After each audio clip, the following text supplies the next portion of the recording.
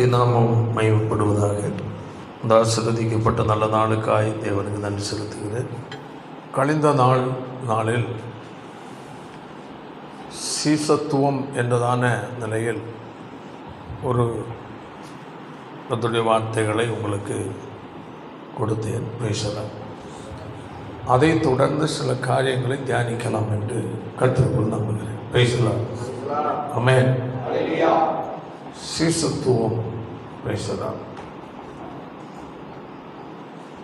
இயேசுவிடத்தில் கற்றுக்கொள்ளுகிறவன் சீசன். பேசலாம்.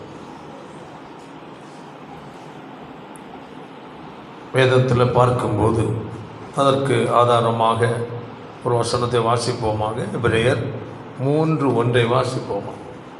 எபிரேயர் பரம அழைப்பிற்கு பங்குள்ளவர்களாகிய பரிசுத்த சகோதரரே,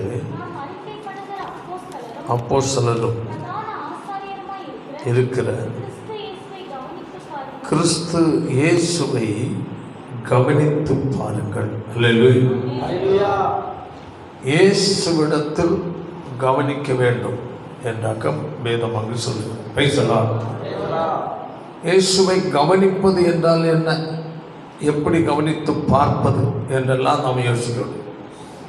எப்படி கவனிக்கிறது? இயேசு இப்படி இருந்தால் ஃபோட்டோவை வச்சுட்டு இதுதான் இயேசு அப்படியா? அப்போ இயேசுவை நமக்கு காட்டி கொடுப்பது எப்படி? யார்? இயேசுவை நாம் எப்படி அறிய முடியும் என்பதாக இதோட முக்கியமான காரியம். அல்லேலூயா. கிறிஸ்து இயேசுவை என்ன செய்து பாருங்கள், கவனித்து பாருங்கள். அவரிடத்தில் என்ன அடங்கி இருக்கிறது, என்ன குணங்கள் இருக்கிறது, அவர் எப்படிப்பட்டவர் என்பதை குறித்து நாம் கவனித்து பார்க்க வேண்டுமா? பேசலாம். அப்போ இயேசுவை நமக்கு காட்டி கொடுப்பது வேதத்தின் சத்தியங்கள். பரிசுத்த ஆவியானவர். அல்லேலூயா. ஆமென். வேத வசனத்தின் மூலமாகத்தான் இயேசுவை என்ன செய்கிறார், நமக்கு காட்டி கொடுக்கிறார்.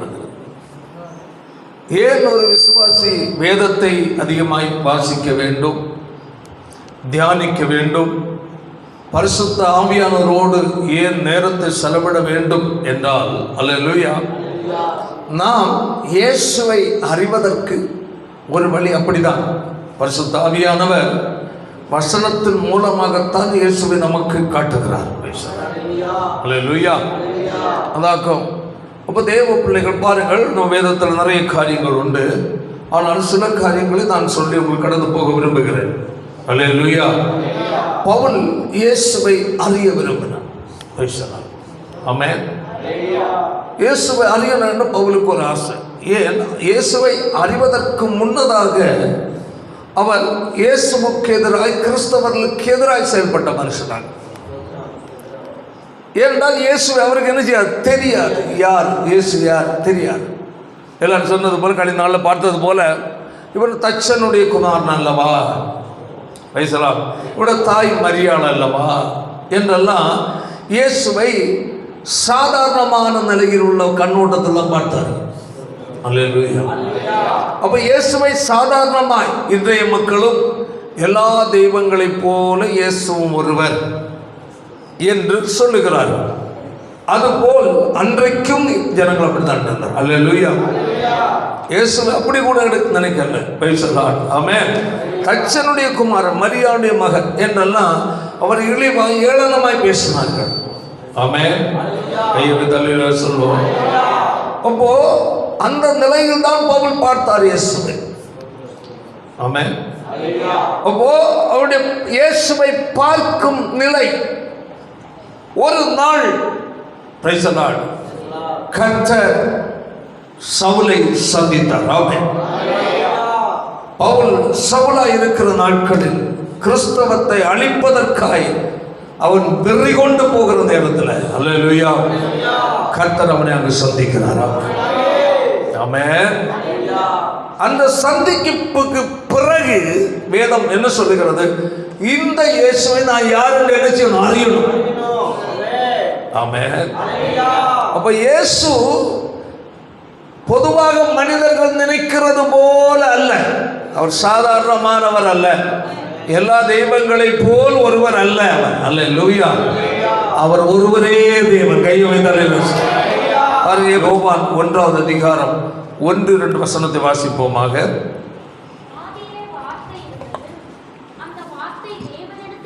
இருந்தது, அந்த வார்த்தை எப்படி இருந்தது? தேவனாய் இருந்தது. அவர் தேவனோடு இருந்தார். சகலமும், அல்லேலூயா, சகலமும் அவர் மூலமாய் உண்டாயிற்று.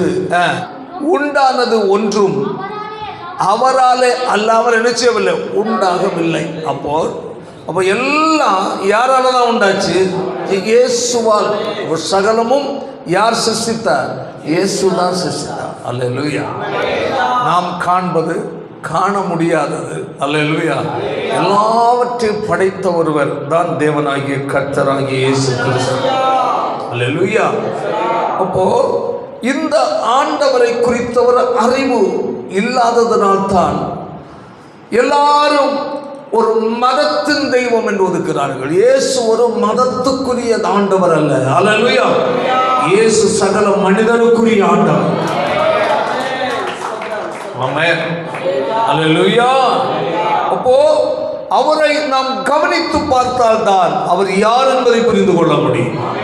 அவரை அறிந்து கொள்வதற்காகத்தான் நாம் ஆலயத்துக்கு வருகிறோம். ஆமென். நம்ம நினைப்போம் வாரத்தில் ஒரு நாள் போய்விட்டால் அவரை அறிந்து விடலாம், மற்ற நேரம் வீட்டிலேருந்து ஜெபம் பண்ணால் போதும். அல்ல. பேசலாம். அப்போ அவரை அறிவதற்கு ஏராள காரியங்கள் இருக்குது. நமக்கு தெரியாததெல்லாம் ஏராளம் இருக்கிறது. அல்லேலூயா. நாம் ஆலயத்துக்கு வந்து அவனுடைய வார்த்தைகளை கேட்க கேட்க கர்த்தருடைய ஆவியானவர் நம்முடைய கண்களை தெளிவடைய பண்ணுகிறார். ஆமென்.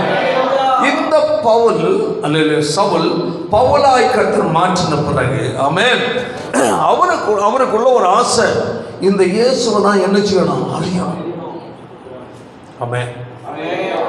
அப்போ பாருங்க, அதில் பிலிப்பியர்ல தான் அழகாக சொல்லி இருக்கு. அதனுடைய 3வது அதிகாரம் 7-8 வசனத்தை வாசிக்கும் போது அவர் சொல்றார், எனக்கு லாபமாய் இருந்தவைகள் எவைகளோ கிறிஸ்துவுக்காக அவர் நேரத்தை ஒதுக்குகிறார். ஆமென்.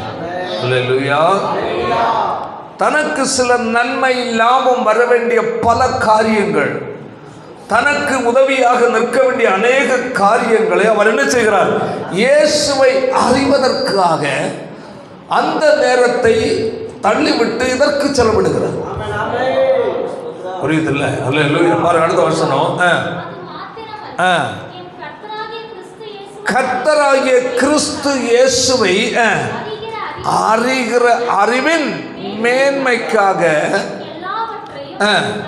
நஷ்டம் என்று விட்டார். அல்லேலூயா. நஷ்டமாய் எண்ணுகிறேன், நஷ்டமாய் விட்டேன். ஏன்?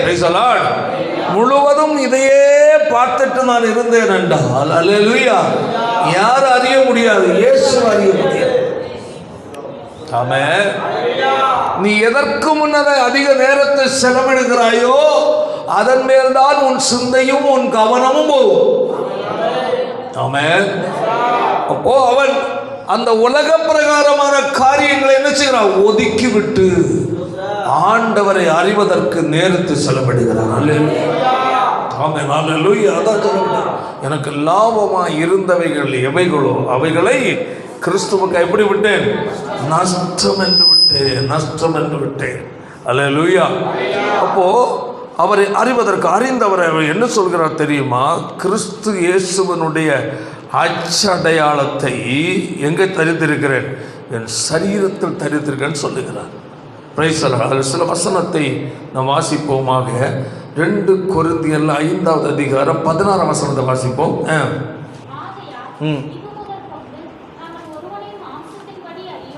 சொல்றா அப்படி. நான் ஒருவரை மாம்சதாரியோ அறிந்திருந்தாலும் அறியோ மாம்சத்திற்கு என்ன செய்ய மாட்டேன், அறிய மாட்டேன். அப்படி என்றால் அவர் யார் என்று பார்க்க மாட்டேன். அல்லேலூயா. உலக பிரகாரமான நிலையில் உள்ள அறிவின் அடிப்படையில் நான் நினைச்ச அவரை பார்க்க மாட்டேன். மாமிசத்தின்படி. கலாத்தியர்ல வாசிப்போமாக 6வது அதிகாரத்தில். இனிமேல் ஒருவனும் எனக்கு வருத்தம் உண்டாகாதிருப்பானாக. இயேசுவினுடைய அச்சடையாளங்களை நான் என் சரீரத்தில் நினைச்சிருக்கிறேன், தரித்து கொண்டிருக்கிறேன். அல்லேலூயா. அப்போ கர்த்தராகிய இயேசு கிறிஸ்துவனுடைய என்னது அச்சடையாளம்? அவருடைய சுபாவங்கள் நிறைந்த சாயல். அல்லேலூயா. அவருடைய நடைமுறை, அவருடைய பேச்சு, அவருடைய செயல் எல்லாவற்றையும் தன்னில் என்ன செய்திருக்கிறார், கொண்டிருக்கிறார். அதான் பாருங்கள். ஸ்தோத்திரம். 17ஆம் வசனம் வாசிப்போம். வருத்தம் உண்டாக்காதிருப்பானாக. இயேசுவினுடைய அச்சடையாளங்கள். அப்படி என்றால் இயேசு எப்படியோ அதே போன்றதான ஒரு நிலையில் நான் இருக்கிறேன் சொல்றார். ஆமென். அச்சடையாளங்களை சரீரத்தில் தரித்து கொண்டிருக்கிறேன். அல்லேலூயா. அதான் சொல்றேன், என்னது இயேசுவனுடைய என்னது அச்சடையாளம். அப்போ அவருடைய சரீரத்தில் நினைச்சிருக்கிறார், தரித்திருக்கிறார். அல்லேலூயா. அப்போ கிறிஸ்து இயேசுவை நம்மில் பார்க்கணும் மக்கள். ஆமென். அல்லேலூயா. இயேசுவை நம்மில் பார்க்க வேண்டும், ஜனங்கள் பார்க்கணும். கிறிஸ்தவன் என்றால் கிறிஸ்துவை உடையவன், கிறிஸ்துவை வெளிப்படுத்துகிறவன் கிறிஸ்தவன். அவன் நம்மை பார்க்கிறவர்கள் நம்ம யாரெல்லாம் பார்க்கணும்? இயேசுவை. இயேசுவை நம்ம பார்க்கணும்னா நம்ம எவ்வளவு மாற்றம் வந்திருக்கணும். பைபிள் எடுத்ததுனாலேயோ ஜெபம் பண்ணதுனாலேயோ சர்ச்சைக்கு வந்ததுனாலேயோ நம்ம யாரையும் பார்க்க முடியாது, இயேசுவை பார்க்க முடியாது. நம்முடைய உள்ளான நிலையில் நமக்குள்ள என்ன வேணும்? மாற்றம், நிறைய மாற்றம். அல்லேலூயா. ஆமென். அப்ப ஆண்டவரை குறித்த பொதுவான அறிவல்ல, உள்ளான உணர்வுபூர்வமான அறிவு நமக்கு வேணும். அல்லேலூயா. அதான் பிலிப்பியர்ல சொல்லுகிறார். அதனுடைய பிலிப்பியர் நிருபத்தில் 2வது அதிகாரம் அந்த 5ஆம் வசனத்தை வாசிப்போம். கிறிஸ்து இயேசுவில் இருந்த சிந்தையே உங்களிலும். ஆமென். கிறிஸ்து இயேசுவினிடத்தில் இருந்த சிந்தையே உங்களிலும். அப்போ அவருடைய சிந்தையை நாம் எப்படி அறிய முடியும்? நல்ல கவனி. பைபிள் சொல்லுது கிறிஸ்து இயேசுவிடத்திலிருந்து என்ன இருக்கணுமா? சொல்லு. சிந்தை யாரிடத்தில் இருக்கணுமா? நம்மகிட்ட இருக்கணுமா? அப்போ அவருடைய சிந்தையை நம்ம அறிஞ்சாதானே நம்மகிட்ட இருக்கும். ஆமென். எப்படி அறிகிறது? அல்லேலூயா. கையை வைத்தாலே நல்லா சொல்லுங்க. அவருடைய சிந்தையை நம்ம என்ன செய்யணும்? அறிய வேண்டியது. அறிந்தால்தான் நம்மகிட்ட அந்த சிந்தையை நம்ம அதற்காக ஜெபிக்க முடியும். அப்போ அவருடைய சிந்தையை நமக்கு காட்டுவதுதான் வேதம். ஆமென். இந்த வேதத்தின் சத்தியம், வேத வசனங்கள் மூலமாய் பரிசுத்த ஆவியானவர் கிறிஸ்துவின் என்னது சிந்தை சுபாவத்தை நமக்கு என்ன காட்டுகிறார். அப்ப ஏன் அதிகமாய் சத்தியம் கேட்கணும், ஏன் அதிகமாய் ஆலயத்துக்கு வரணும், ஏன் அதிகமாக ஜெபிக்கணும், ஏன் கர்த்தருடைய பரிசுத்த ஆவியானவரோடு இணைந்து நம்ம ஜெபிக்கணும் வாழணும்னு உள்ளதுக்கு காரணம் என்னவென்றால், அல்லேலூயா, அவருடைய சுபாவங்கள் நம்ம உண்டாக வேண்டும். அவருடைய சிந்தையை நாம் அறிந்து அதன்படி வாழ நம்ம என்ன செய்யணும்? ஒப்பு கொடுக்கணும். கையை தலையில சொல்றோம். அப்போ இந்த கிறிஸ்துவின் சிந்தை, அப்போ அவருடைய சிந்தை என்ன? ஆமென். அல்லேலூயா. இயேசுவின் சிந்தை நம்ம அறியணுமா? சொல்லுங்க. சரி, அப்ப அவருடைய சிந்தை கொஞ்சம் நம்ம அறிவோம். ஆமென். அவரிடத்தில் பல குணங்கள் உண்டு. ஒன்று, மனிதனை நேசித்து மனிதனாய் பூமியில் வந்தவர் இயேசு. பிறரை நேசிக்கிற ஒரு இருதயம், பிறர் மேல் அன்பு பாராட்டுகிற ஒரு இருதயம் சொல்லியிருந்தது. அல்லேலூயா. ஆமென். நாம் சில மாதங்களுக்கு முன்னே அவங்களுக்கு ஒரு செய்தி கொடுத்தேன். பிரதான கற்பனை இவைகள் என்று கேட்டபோது அல்லேலூயா என்ன சொன்னபடி நோக்கி உன் தேவனாகிய கர்த்தரிடத்தில் முழு இருதயத்தோடும் முழு ஆத்மாவோடும் முழு மனதோடு நீ என்ன செய்ய அன்பு கூறணும். ஒன்று இயேசுவிடத்தில் முழு இருதயம் முழு ஆத்மா முழு பலத்தோடு அன்பு கூறணும். அடுத்தது என்னவென்றால் உன்னிடத்தில் நீ அன்பு கூறுவது போல பிறரிடத்திலும் அன்பு கூறுவாயாக. சொல்லுவோமா? நம்மிடத்தில் நாம் எப்படி அன்பாயிருப்போம்? ஆமென். சொல்ற புரியுதா? நல்ல கவனிங்க. நம்முடைய சரீரத்தை குறித்து நம் கவனம் உள்ளவங்களா இருப்போமா இல்லையா? நம்முடைய பசியை நினைத்து கவலை இல்லாமல் இருப்போமா இல்லையா? இருப்போம். கவலையாக தான் இருப்போம். ஐயோ பசி இருக்குதே. நம்முடைய உடித்துக் கொள்ளுதல், நம்முடைய சரீரம், நம்முடைய நடைகள் எல்லாவற்றையும் குறித்து நம்ம எப்படி இருப்போம்? கவனமாக இருப்போம். அல்லேலூயா. என் சரீரத்தில் ஒரு பாதிப்பு ஏற்படக்கூடாது. ஆமென். என்னை ஒருவர் குற்றம் சொல்லிவிடக்கூடாது. பிறர் நம்மளை குற்றப்படுத்துகிறாலும் நடக்கக்கூடாது. அல்லேலூயா. என்னோட வாழ்க்கை இப்படி இருக்கணும் என்றெல்லாம் நம்மை குறித்து, நம்முடைய குடும்பத்தை குறித்து, நம்முடைய பிள்ளைகள் குறித்து பெருசாக நம்ம நினைப்போம். அல்லேலூயா. அப்போ இந்த நினைப்பு பிறர் மேல் நாம் இருக்கணும். அல்லேலூயா. பிறர் மேல் அந்த நினைப்பு நமக்கு, நம்மை நினைக்கிறது போல நம்மை நேசிக்கிற பிறர் மேல் நமக்கு இருந்தால், பிறர் நன்றாக இருந்தால் நாம் அவர்கள் மேல் என்ன செய்ய மாட்டோம்? பொறாமப்பட மாட்டோம். ஆமென். அல்லேலூயா.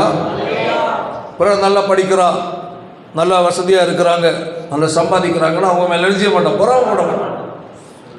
அவங்க ஒருவேளை நல்ல செழிப்பாக இருக்கிறான், நல்ல வசதியாக இருக்கிறான், நம்ம சொல்லுவோம் நம்மளும் தான் வேலை செய்கிறோம், நம்ம இந்த மாதிரியெல்லாம் இருக்க முடியலையே என்றுள்ள சிந்தை நமக்கு வராது. அல்லேலூயா. Praise the lord. ஓகே, அவர்களுக்கு நல்லது இருக்கு, நல்லா இருக்கட்டும். ஆமென். அப்போ அந்த பொறாமை, எரிச்சல், இந்த வன்கண்ணான எண்ணங்கள் இவைகளெல்லாம் ஒரு தேவனுடைய பிள்ளைகளுக்குள்ள என்ன செய்யக்கூடாது? இருக்கக்கூடாது. நல்ல சுத்த இறுதி. ஆமென். அல்லேலூயா. அடுத்தது பிறர் கஷ்டப்படும் போது அவர்களுக்காய் பரிதபிக்கிற ஒரு மனநிலை. இது இயேசுவிடத்தில். ஆமென். கஷ்டப்படுறாங்க, சில நேரம் சாப்பாட்டு வழி இல்லாமல் கஷ்டப்படுறாங்கன்னு வச்சுக்கிட்டோமே. நம்மகிட்ட அரிசி இருக்கு, அப்போ அப்படி என்றால் அவர்கள் கஷ்டத்தை பார்த்து அவர்கள் நம்மளால் முடிந்தது கொடுக்க கற்றுக்கொள்ளும். ஐயோ நான் பசித்து கஷ்டப்பட்டனே,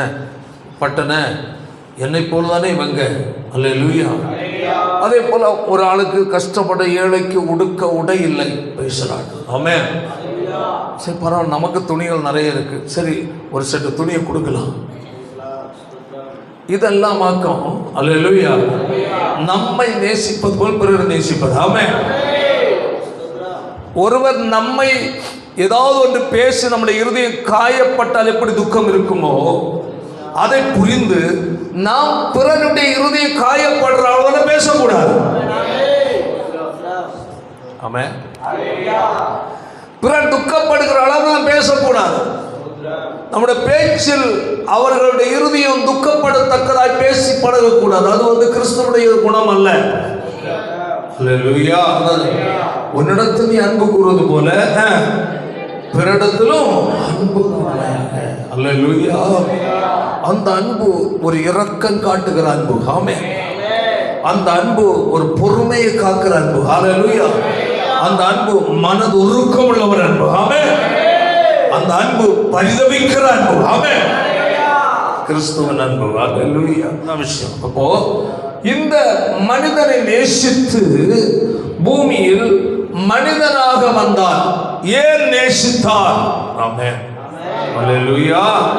ரோமரில் சொல்லப்பட்ட 3வது அதிகாரம் 10-11 வசனங்களை வாசிப்போமாக.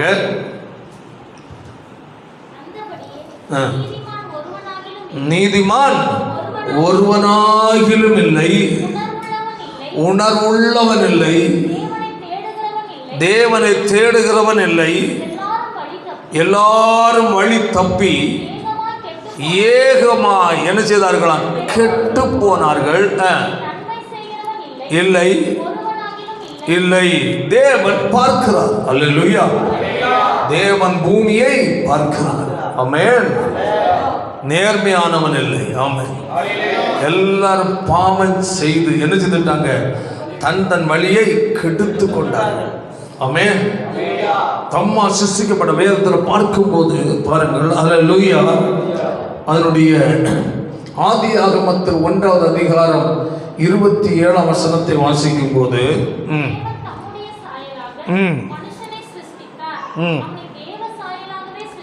தேவன் மனிதனை அவருடைய சாயலை சிருஷ்டித்தார். தேவனுடைய சாயலுடையவனை சிருஷ்டித்தார். ஆமென். அல்லேலூயா. Praise the lord. மனிதன் பாவம் செய்கிறவனாக சிருஷ்டிக்கவில்லை, தம்மை போல அல்லேலூயா சொல்லுவாங்க அவருடைய சாயலில் மனிதனை சிருஷ்டித்தார்.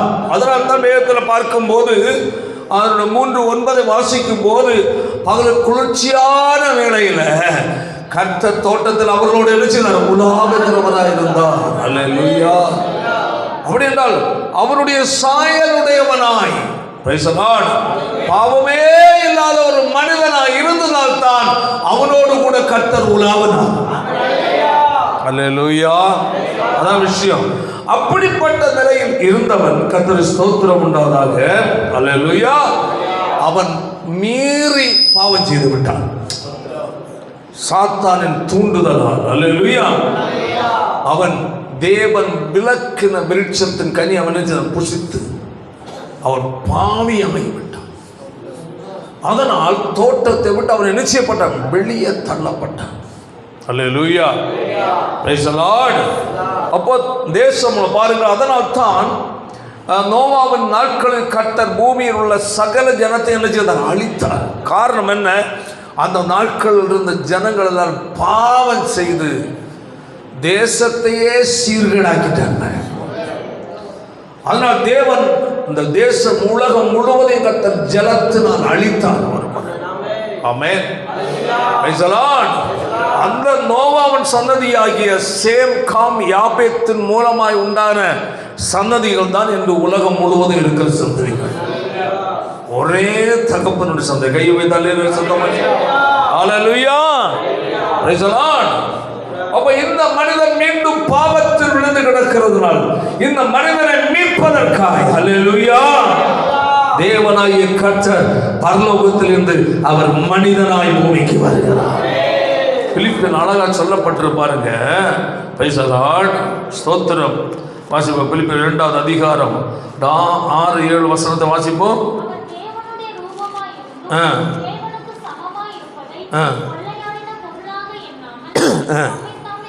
தம்மை தாமே என்ன செய்தாராம்? வெறுமையாக்கி. ஆமென். மனிதனை பார்க்கிறார். மனிதன் இந்த பூமியில் தன் வழியை கெடுத்து கொண்டார். ஆமென். இந்த மனிதனுக்குரிய தண்டனை நரகம். இந்த மனிதனை நரகத்துக்கு அனுப்பக்கூடாது. ஆமென். இவனை காப்பாற்ற வேண்டும், விடுவிக்க வேண்டும். அல்லேலூயா. என்னுள்ள ஒரே ஒரு நோக்கத்தோடு கூட தம்மை தாமே என்ன செய்தார்? வெறுமையாக்கினார். மனிதன் மேல் வைத்த அன்பு தம்மை வெறுக்க வைத்தது, தன் நிலையை வெறுக்க வைத்தது. ஆமென். ஐயோ, நான் இங்கு இருந்து கொண்டிருக்கிறேன், மனிதன் தன் வழியை கெடுத்து கொண்டானே, இவனை நான் மீட்க வேண்டும் என்றால், ஹல்லேலூயா, இவனை போல் ஒருவனாக நான் கடந்து போக வேண்டும். ஆமென். ஹல்லேலூயா. மனிதனை மீட்க மனிதனாய் வந்தவர். அதான் எபிரேயர் 2:14 வாசிக்கும் போது, பிள்ளைகளாகிய மனிதர்கள் மாமிசத்தையும் இரத்த சரீர உடையவர்களாய் இருக்க அவரும், ஆமென், தேவனும் மனிதனை உண்டாக்கின தேவனும் அவர்களை போல் மாமிசத்தை இரத்தத்தை உடையவராக உலகத்தில் தோன்றினார். அப்போ அந்த தேவன் அல்லேலூயா பாவமே இல்லாதவர், பரலோகத்தின் தேவாதி தேவன் அமர்ந்தவர் அல்லேலூயா. அந்த தேவன் மனிதன் மேல் வைத்த அன்பினால் அல்லேலூயா தம்முடைய ஸ்தானத்தை என்ன செய்தார்? வெறுத்தார். அல்லேலூயா. வெறுத்து இந்த மனுஷனை மீட்க வேண்டும் என்றால் பரிசுத்த தேவன் அல்லேலூயா மனிதனை போல் மனிதனுடைய சரீரத்தை போல் ஒரு சரீரமும் மனிதனுடைய ரத்தம் இருக்கிற போல ரத்தமுடைய சரி சாயலாக பூமிக்கு வரணும். அதற்கு தான் அல்லேலூயா கன்னிமரியாளை கத்த தெரிந்து கொண்ட. கைகளை தட்டி கத்திரமையம். அல்லேலூயா. இந்த பூமியில் மனிதனை வருவதற்கு ஒரு தாய் தேவை. தேவன் அவர் தேவனாய் இறங்கி வந்தா மனுஷனை மீட்க முடியாது. காரணம் மனுஷனுடைய உயிர் அவனுடைய ரத்தத்தில் இருக்கிறது. அவன் அப்போ பாவம் கலந்த ரத்தமா இருக்கிறது. அவன் மனுஷன் ஜென்மமாகவே ஜென்ம பாவம், கர்ம பாவம். அல்லேலூயா. இந்த பாவங்களுக்கு அவன் அடிமைப்பட்டிருக்கிறபடியினால் இவனை மீட்க வேண்டும் என்றால் இவனை போன்ற ஒரு மாமிச ரத்தமுடைய சரீரமுடையவரை பூமிக்கு வரணும். சாதா மனிதனாய் வந்தால் அந்த சரீரத்தில் பாவம் ரத்தம். இனி பரிசுத்த ரத்தம் உடையவர் தேவன் ஒருவர் தான். ஆமென். அதனால் புருஷன் மனைவி என்னுள்ள நிலையில் அவர் பூமிக்கு வராமல் கன்னிகையை அவர் தெரிந்து கொண்டார். பூமியில் வருவதற்கு ஒரு கன்னிகையின் வயரை அவர் ஒரு பேழையாய் தாயின் வயிற்றை தெரிந்து கொண்டார். அதுதான் கன்னிமரியாள். ஆமென். அப்படி தெரிந்து கொண்டு அல்லேலூயா பூமியில் மனிதனாய் அவதரித்தார். அதான் கிறிஸ்மஸ் பண்டிகை என்றெல்லாம் மக்கள் கொண்டாடுறது. அல்லேலூயா. Praise the lord. இதனுடைய உண்மை ரகசியமோ அர்த்தமோ மக்கள் புரிந்து கொள்வதில்லை. ஏன் அவர் பிறந்தார் பூமியில்? இயேசு பிறந்தார். நேற்று ஒரே கொண்டாட்டம். இயேசு பிறந்தார். சாராயங்குடி பிராண்டி ஷாப்புக்கு போ, பார்ட்டி வைப்போம், மட்டன் எடு, சிக்கன் எடு, அந்த ஹோட்டலுக்கு போவோம், இந்த ஹோட்டலுக்கு போவோம். Praise the Lord.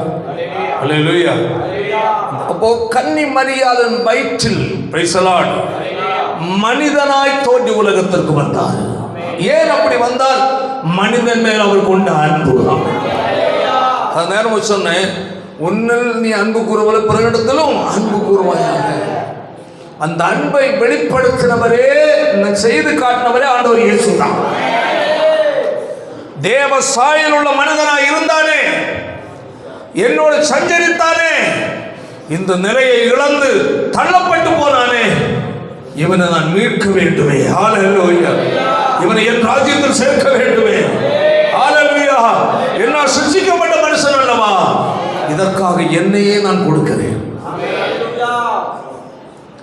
அவரையே கொடுக்க வந்தவராக இயேசு. அவருடைய அன்பை பாருங்க. பாருங்க, வாசிப்போம். யோவான் சுவிசேஷம் 3வது அதிகாரம் 16 வசனத்தை வாசிப்போமாக. தேவன் தம்முடைய ஒரே பேரான குமாரனை விசுவாசிக்கிறவன் எவனோ அவன் கெட்டு போகாமல் நித்திய ஜீவனாகிய மோட்ச வாழ்வை அடையும்படிக்கு அவரை தந்தருளி. ஆமென். அல்லேலூயா. தேவ குமாரனாய் உலகத்தில் வந்த. கை வைத்து விசுவாசிக்கிறவன் எவனோ அவன் எப்படி கெட்டு போகாமல் நித்திய ஜீவன் அழிவில்லாத வாழ்வை அடைவதற்காய். அல்லேலூயா. நானும் நீங்களும் அழியாத வாழ்வாகிய மோட்ச வாழ்வை அடைவதற்காய் அவரை என்ன செய்தார்? தந்தருளினார். எங்க கொடுத்தார்? சிலுவைக்கு ஒப்பு கொடுத்தார். எங்க? சிலுவை மரணத்துக்கு ஒப்பு கொடுத்தார். ஆமென். அவருடைய பாவம் செய்யாதவர், பாவம் இல்லாதவர். அல்லேலூயா. பாவிகளாகிய நமக்காக ஆமென் பரலோக ராஜ்யத்திலிருந்து அவர் பூமிக்கு கடந்து வந்தார். வந்து பாருங்க, வேதத்தில் சொல்லப்பட்டிருக்கிறது. அல்லேலூயா. அந்த பிலிப்பியர்ல 8ஆம் வசனம் வாசிப்போம். 2:8. காணப்பட்டு மரண பரியந்தம் சிலுவையின் மரண பரியந்தமும் கீழ்ப்படிந்தவராகி தம்மை தாமே தாழ்த்தினார். சிலுவையின் மரணம். ஆமென். அவர் சிலுவையில் நமக்காக அவர் அடிக்கப்பட்டு ரத்தம் சிந்தி மரித்ததனால் தான். அல்லேலூயா. நாம் அவரை ஏற்றுக்கொண்ட உடனே நமக்குள்ள ஒரு மாற்றம் வருது. காரணம் அல்லேலூயா. இயேசுவே, எனக்காக இந்த சிலுவையில் மரித்தீரே, எனக்காக அல்லவா ரத்தம் சிந்தினீர். நான் அல்லவா பாவி, நான் அல்லவா பாவி. நான் தண்டிக்கப்பட வேண்டிய இடத்துல நீர் தண்டிக்கப்பட்டீரே. ஆமென். உண்மையாகவே தண்டிக்கப்பட்ட சிலுவையில் அறையப்பட வேண்டிய நான் அல்லவா, நான் தொங்க வேண்டிய இடத்துல என்னை பூமியில் பறக்க வைத்த என் தேவன் தொங்கி நிற்கிறார். அதை உணர்ந்து, இயேசுவே நான் பாவி, என்னை மன்னிச்சிடுங்க, என்னை மன்னிச்சிடுங்கப்பா, எனக்காக நீர் மரித்தீர், எனக்காக ரத்தம் சிந்தினீர், எனக்காக உம்முடைய ஜீவனையே கொடுத்தீர், என்னை மன்னிங்க, என்னை உம்முடைய பிள்ளையாக என்னை மாற்றுங்கன்னு சொல்லி யார் ஏற்றுக்கொள்ளுகிறார்களோ அவர்களுக்குள்ளதான் மாற்றமானது. ஆமென். அதுதான் ரட்சிப்பு, மறுபடியும் பிறந்தது. ஆமென். இதற்காக யார் நம்மை அன்பு கொண்டது? நம்ம சிருஷ்டித்த தேவனே அன்பு கொண்டார். பிள்ளைகள் மாமிசத்தையும் இரத்தத்தையும் உடையவர்களாய் இருக்க அவரும் அவர்களை போல மாம்சத்தையும் இரத்தத்தையும் உடையவர் ஆனார். கையை உயர்த்த நமக்காய் அவர் ஆனார். அவர் இருந்திருக்கலாம். எதுக்கு மீறிட்டான்? நான் புசிக்க கூடாதுன்னு சொன்னதை புசிச்சுட்டான். அவன் அழிஞ்சு போட்டு எல்லாம் நரகத்தை போட்டு என்று சொல்லிட்டு அவர் நம்மை போன்ற குணம் உள்ளவங்களாக இருந்தால் என்ன செய்யலாம்? இருக்கலாம். நம்ம குணம் அடுத்தவன் எவ்வளோ வேதனைப்பட்டாலும் அவன் அனுபவிக்கணும். அப்படி நம்ம தான் நிற்போம். அவன் அடுத்தவன் கஷ்டப்பட்டான்னா கஷ்டப்பட்டு கொஞ்சம் கூட கொழுப்பு இறங்கட்டு. பிறகு கஷ்டப்படுவதை பார்த்து நம்ம பரிதாபப்பட மாட்டோம். பிறர் பட்டினியால் வதைக்கப்படுவதை பார்த்து நம்ம கொஞ்சம் கூட இறங்க மாட்டோம். பேசலாம். அவனை பார்த்துட்டு சில டைமில் நம்மகிட்ட வந்துட்டான்னா கூட நமக்கு பிடிக்காது, அந்த மாதிரி நினச்சிடும். பேசலாம். ஆனால் இயேசு அப்படி அல்ல. ஹல்லேலூயா. பாவத்தில் வாழ்ந்த உனக்காக எனக்காக. ஆமென். பாவமே இல்லாதவர், கையவை தள்ளின சொல்லும், பாவமே இல்லாத பரலோக ராஜ்யத்தில் இருந்த ஆண்டவர். ஆமென். இந்த படுவாவிகள் மத்தியில், ஆமென், அருவருக்கத்தக்க உலகத்தில், ஹல்லேலூயா, பாவம் நிறைந்த இந்த உலகத்தில், ஆமென், இந்த பாவிகளுடைய கையில் அடி வாங்கிறதுக்கே பூமிக்கு வந்தார். எதற்கு அவர் அடி வாங்கினார்? எதற்கு அவர் ஜீவனை கொடுத்தார்? எதற்கு அவர் மரித்தார்? உனக்காகவும் எனக்காகவும். எதற்காய் உனக்காய் எனக்காய் மரிக்க வேண்டும்? மனுஷனுக்காய் ஏன் அவர் மரிக்க வேண்டும்? ஆமென். வேறு சொல்லுகிறது, ஒருவர் நரகத்துக்கு போறது அவருக்கு சித்தம் அல்ல. எல்லாரும் ரட்சிக்கப்பட்டு தேவனுடைய ராஜ்யத்துக்கு வருவதே அவருடைய சித்தமா இருக்கிறது. உலகத்தில் உள்ள சகல மனுஷனும், ஆமென், எப்படியாகிலும் சிருஷ்டிகர்த்தாவாகிய இயேசுவை, இவர் எனக்காக மரித்த ஆண்டவர், எனக்காக ரத்தம் சிந்தினவர், எனக்காய் பாடுபட்டவர் என்று விசுவாசத்தை ஏற்றுக்கொள்ள வேண்டும் என்றுதான் உலகத்துக்கு கிறிஸ்துவை அறிவிக்கிறதான மிஷனரிகள் புறப்பட்டு வந்தார்கள். அதற்கு தான் தேவன் நம்மை தெரிந்து கொண்டார். கையை வைத்தாலே அவரை அறிவிக்க இந்தியா வந்தாங்க. இந்த ஆண்டவர் தாங்க நம் தேவன். ஆமென். இந்த ஆண்டவர் தான் மனுக்குலத்திற்காக ஜீவனை கொடுத்தவர். ஆமென். இந்த ஆண்டவர் தான் சர்வ சிருஷ்டியார். ஹல்லேலூயா. இவர் விசுவாசி என்று சொல்லி தெருவு என்று ஏன் இயேசு பற்றி சொல்றாங்க தெரியுமா? எதுக்கு இயேசு விட்டா வா சர்ச்சைக்கு வான்னு ஏன் கூப்பிட்டா தெரியுமா? உன் வியாதி குணாகிறதுக்கும் உன் பிரச்சனை நீங்கிறதுக்கு அல்ல. ஹல்லேலூயா. நீ மறந்துடுவோம். கையை வைத்தாலே நீ எங்க போகக்கூடாது, அக்கினி நரகத்துக்கு போகக்கூடாது. நரகத்தில் நீ காப்பாற்றப்படுவதற்காக தான் தெருவாய் கிராமங்கள் தோறும் இயேசு நன்மை ஆரம்பிப்பது. அதை எதற்காக அறிவிக்கிறான் என்று புரியாத மனிதன் தான் அதற்கு எதிராக செயல்படுறான். உண்மையை தெரிந்து கொண்டவன், கண் திறக்கப்பட்டவன் சுவிசேஷம் அறிவிப்பதை என்ன செய்ய மாட்டான்? தடுக்க மாட்டான். அவன் குருடனாய் இருக்கிறதுனால் இயேசுவை யார் என்று அறியவில்லை. ஹல்லேலூயா. அவன் குருடனாய் இருக்கிறதுனால இயேசுவின் அன்பை அறிவிக்கிறவனை துன்புறுத்துகிறான். கிறிஸ்தவன் என்னையா சொல்றான்? கோயம்புத்தூர் ஒரு பாஸ்டர் ஒவ்வொரு டாஸ்மாக்கு முன்னாடி போய் நிற்கிறார். ஒரு சின்ன ஒரு box, charge box, mic, Bible திறந்து வச்சுட்டு மைக்கை குத்தி இருக்கிறார். எங்கே நிற்கிறார்? டாஸ்மாக்கு பக்கத்துலே. கும்பலை சாராயம் கூட்டினது பிராண்ட் ஷாப்பில் போகிறான். சகோதரனே கொஞ்சம் இல்லை, நான் சொல்கிறத கேள்வி. இப்படியே சொல்கிறாரு. எவ்வளோ ஆச்சரியமான மனுஷன்.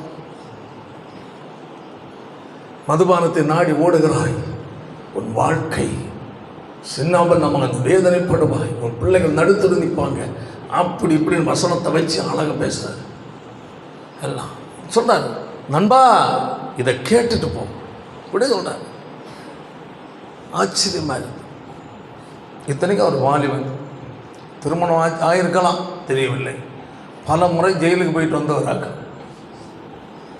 எத்தனையோ நூற்றுக்கணக்கான கேஸ் அவர் மேலே இருக்கு. மத மாத்திரான். ஏன்னா அந்த மனுஷனுக்கு புத்தி இல்லை. ஏன் மதமாக மாத்திரான்? நல்வழியை சொல்கிறான். குடிக்காத தவறா? கொலை பண்ணாத, நீ திருடாத, ஏமாத்தாத, அவனை அடிக்காத, தீமையான காரியம் செய்யாத, விபச்சாரம் பண்ணாத, இதெல்லாம் சொல்கிறது தவறா? இன்னைக்கு சட்டமும் கிட்டமும் உலகமும் ராஜாக்களும் தலைவர்களும் எல்லாம் இதை திருத்துறது தவறுன்னு பிடிச்சு உள்ள போகிறான். அவ்வளவு தூரம் பிசாசானவன் அவருடைய இருதயங்களை என்ன செய்திருக்கிறான்? இருட்டாக்கி வச்சிருக்கான். கிறிஸ்தவன் ஒருவன் இந்தியாவுக்கு வராமல் இருந்திருந்தான், ஹல்லேலூயா, இந்தியாவில் கல்வி வந்திருக்கான். கிறிஸ்தவன் உலகத்தில் தோன்றாமல் இருந்து கிறிஸ்தவன் தோன்றாமல் இருந்திருந்தான், ஹல்லேலூயா, விண்வெளி ஆராய்ச்சிகள் ஆரம்பிச்சிருக்க மாட்டாங்க, மின்சாரம் கண்டுபிடிச்சிருக்க மாட்டாங்க, ஆமென் ஆமென், டெலிபோன் கண்டுபிடிச்சிருக்க மாட்டாங்க, தந்தி கம்பி கண்டுபிடிச்சிருக்க மாட்டாங்க, கார் கண்டுபிடிச்சிருக்க மாட்டான், சைக்கிள் கண்டுபிடிச்சிருக்க மாட்டான், உலகத்தில் இன்டர்நெட் கண்டுபிடிச்சிருக்க மாட்டான். எல்லாம் கண்டுபிடிச்சதுக்கு காரணமே கிறிஸ்தவன். நாகரிகத்தை கொடுத்ததே கிறிஸ்தவன். ஆமென். அப்போ மனுஷனை மனிதனாய் மாற்றினவன் கிறிஸ்தவன். அல்லேலூயா, சத்தமாச்சு. ஆனால் இன்னும் நம்முடைய இந்தியாவில் ஸ்கூல்களும் ஹாஸ்பிட்டல்களும் அநாதை விடுதிகளும் குஷ்ரோகிகளுக்குரியதான காப்பகங்களும் எல்லாம் உண்டு பண்ண யார் தான்? கிறிஸ்தவன். இவ்வளவு நன்மைகளை கிறிஸ்தவர்கள் மூலமாய் நம்முடைய இந்திய தேசம் அனுபவித்தும் இந்த கிறிஸ்துவின் நல் சுவிசேஷத்தை அறிவிக்க தடைப்படுத்துகிறாள் என்றால் அவருடைய கண்கள், மனக்கண்கள் எவ்வளவு குருடாய் இருந்திருக்கிறது. ஆமென், அல்லேலூயா. கிறிஸ்தவம் ஒரு மனுஷனை மதத்தில் மாற்றாது, அல்லேலூயா, அவனை மனிதனாய் மாற்றும். ஆமென். அவனை தேவ ராஜ்யத்துக்கு நேரம் மாற்றும். அதை மனிதர்கள் அறிவதில்லை. கையை வைத்து அல்லேலூயா சொல்ல. இந்த மனுஷனை நேசித்து மனிதனாய் வந்தவர் இயேசு. ஆமென். கிறிஸ்துவை பின்பற்றுகிறவனான ஒரு சீசன் என்ற நிலையில் இருக்கிறவனுக்குள்ளேயும் இந்த சிந்தை தான் இருக்கும். ஆமென். மனிதனை நேசித்து மனிதனாய் இந்த பூமியில் வந்தார். கையை வைத்து அல்லேலூயா சத்தமா சொல்ல. அடுத்தது அவருடைய நல்ல குணம், மனிதன் விரும்புவதை இயேசு வெறுத்தார். மனிதன் என்ன செய்ததை? விரும்புவதை இயேசு வெறுத்தார். ஆமென். இயேசுவிடத்தில் இந்த சிந்தையாக சொல்லிட்டு வர. கையை வைத்து அல்லேலூயா சத்தமா. மனிதன் விரும்புவதை இயேசு வெறுத்தார். ஆமென். மனிதன் எதை விரும்பினார்? Price the Lord. Hallelujah. Price the lord. மனிதன் சொகுசான வாழ்வை விரும்பினான். கஷ்டமில்லாத வாழ்க்கை, ஒரு சுயநலம் நிறைந்த வாழ்க்கை, ஆடம்பர வாழ்க்கை, நான் மட்டும் வாழணும், என் குடும்பம் மட்டும் நல்லா இருக்கணும் என்ற ஒரு மனநிலை மனிதனுடையது. அல்லேலூயா. கையை வைத்து சொல்லும். நான் பெரிய பொசிஷன்ல வரணும், பெரிய பதவிக்கு வரணும், கீழே இருக்கிற ஏழைகளை ஒடுக்கணும். ஆமென். அப்போ சுயநலம் பெருத்தவன் தான் மனிதன். ஆமென். நான் நல்ல ஒரு பதவி வந்து விட்டாலே கீழே இருக்கிறவங்க எல்லாரும் ஒரு என்ன மாதிரி தெரியும், ஒரு சின்ன பூச்சி மாதிரி வந்து பார்ப்பான், மனுஷனை பார்க்க மாட்டான். அவன் கலெக்டராக வரலாம், அல்லது ஒரு ஆடியோ வரலாம், அல்லது வேற ஐஜியை வரலாம், ஐபிஎஸ்ஸாக வரலாம், எவராக வரலாம். ஒரு நாள் அவர்கள் பட்ட கஷ்டத்தை அவர்கள் நினைப்பிருக்க மாட்டார்கள். அவர்களுக்கு ஒரு பொசிஷன், ஒரு சீட்டு கிடைத்து விட்டால் வருகிறவன் என்ன வேதனையோடு வருகிறான் என்பதை அவன் நினைச்ச மாட்டான், அறிய மாட்டான், சிந்திக்க மாட்டான். அல்லேலூயா. கையை வைத்து சத்தமாக சொல்லுங்க. மனுஷன் எப்பொழுதுமே சுயநலன் விரும்புகிறவன். கையை வைத்து சொல்லுங்க. ஹல்லேலூயா. நான் நல்லா இருக்கணும், சுகமா இருக்கணும், நான் மட்டும், என் குடும்பம் மட்டும் நல்லா இருக்கணும், நம்ம நல்ல பியூட்டியா இருக்கணும், என் பிள்ளைகள் ரொம்ப அழகா உடுத்தணும், ஆடம்பரமா உடுக்கணும், இந்த மாதிரி உள்ள எண்ணங்கள் தான் மனிதனுக்குரியது. அல்லேலூயா. இதை ஆண்டவரை இயேசு என்ன செய்கிறார்? வெறுக்கிறார். பாருங்க, வாசிப்போம். அந்த பிலிப்பியர்ல 2வது அதிகாரத்தில் 6ஆம் வசனம் வாசிப்போம். அவர் எப்படிப்பட்டவர்? தேவனுடைய ரூபமாய் இருந்தவர். தேவனுக்கு சமமாய் இருப்பதை கொள்ளையாடின பொருளாய் எண்ணல்ல. அல்ல சொல்லுவா. அவர் தேவனுடைய ரூபமாய் இருந்தும் தேவனுக்கு சமமாய் இருப்பதை கொள்ளையாடின பொருளாய் என்ன செய்யல, நினைக்க எண்ணல்ல. ஆமென். அப்படி என்றால் அவர் தேவனாயிருக்கிறார். பூமியில் வரும்போது இயேசு சொன்னார், அல்லேலூயா, என்னை கண்டவன் பிதாவை கண்டான். அப்ப அவர் தேவன், தேவனுக்கு சமமானவர். கையை வைத்து அல்லேலூயா சொல்லுவோம். அதை என்ன செய்தார்? எப்படி நினைக்கார்ல, கொள்ளையாடினதாய். நான் முடியாது, நான் தேவன். நான் யார் தெரியுமா? நான் தேவன். எவ்வளவு தூரம் இவங்களை போல ஒரு ஆள் யாரும் போக முடியாது. பாவமே இல்லாத ராஜ்யம் பரிசுத்தவான்களுடைய ராஜ்யம். அல்லேலூயா. பாருங்க, அவருடைய ஸ்தானத்தை பார்க்கும் போது பாருங்க, அதனுடைய வெளிப்படுத்துற விசேஷம் 1:14 வாசிப்போம்.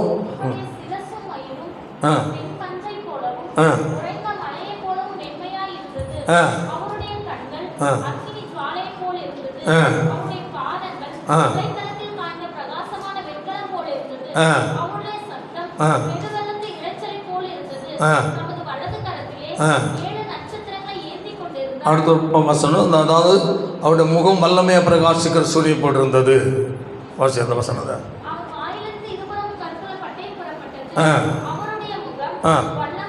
வல்லமையா எப்படிப்பட்ட பிரகாசிக்கிற சூரியன். அவருடைய முகம் எப்படிப்பட்டதா இருந்தது? கவனிங்க, வல்லமையாய் பிரகாசிக்கிற சூரியனை அவ்வளவு மகிமை நிறைந்தவர். பாருங்க, இன்னொரு வசனத்தை வாசிப்போம். ஏசாயாவில் 6வது அதிகாரம் 1-4 வாசிப்போம். 1 முதல் வாசிப்போம். ஒரு சில வசனம்.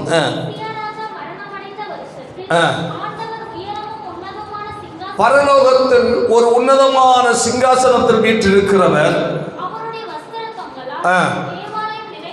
நிறைந்திருந்தது. நின்றார்கள். அவ்வாறு சட்டைகள் கொடுக்கப்பட்டது. மூடி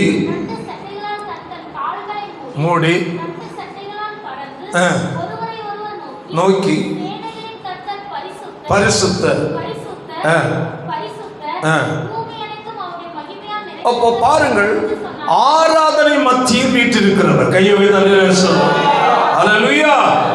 பரலோகத்தில் சிங்காசனத்தில் வீற்றிருக்கிறது மட்டுமல்ல, ஆமென், அவரை ஆராதிப்பதற்கு தேவதூதர்களாகிய யாரு? சேராபீன்கள். ஆமென். ஒவ்வொருத்தரும் எப்படி? 6 செட்டை ரெக்கை. ஆண்டவரை ஆராதிக்கிற, பரலோகத்தில் ஆண்டவரை ஆராதிக்கிற தேவதூதர்களுக்கு அல்லேலூயா ஒவ்வொருத்தரும் எத்தனை செட் ரெக்கை? 6 ரெக்கை அவர் கொடுக்கப்பட்டிருக்கு. 2 ரெக்கைகளால் முகத்தை மூடி இருக்கிறார், 2 ரெக்கைகளால் காலை மூடிட்டு, 2 ரெக்கைகளால் பறந்து நின்று கொண்டு எப்படி சொல்றான்? சேனைகள் கர்த்தர் பரிசுத்தர், பரிசுத்தர், பரிசுத்தர் என்று. ஹல்லேலூயா. ஓயாமலரை ஆராதிக்கிற ராஜ்யம் பரலோகம். ஆமென். அந்த ராஜ்யத்தை நமக்காக விட்டார். ஆமென். மனுஷனுக்கு ஒரு பொசிஷன் கொடுத்தா விடுவானா? என்ன பதவிக்கு தானே சண்டை. அல்லேலூயா. அப்ப சாதாரண உலகத்தில் இருக்கிற கொஞ்ச நாள் வாழ்ற அந்த பதவிக்கே இவனை அடி போடுறான். அல்லேலூயா. சகலத்தை உண்டாக்கின தேவன். ஆமென். பரலோகத்தில் உன்னதமான சிங்காசனத்தை வீற்றிருக்கிறவர் மட்டுமல்ல, தேவ தூதர்களுடைய ஆராதனை மத்தியில் வாசம் பண்ணி இருக்கிறவர். அவ்வளவு பெரிய தேவன் உனக்காக எனக்காக அந்த இடத்தை விட்டு வந்தார்.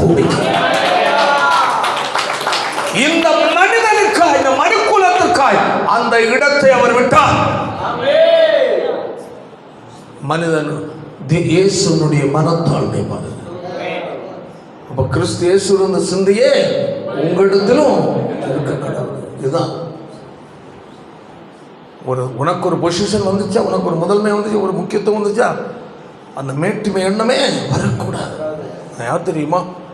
நான் எப்படி இருக்கிறேன், நான் சர்ச்சில் அப்படி இருக்கிறேன், எப்படி இருக்கிறேன்.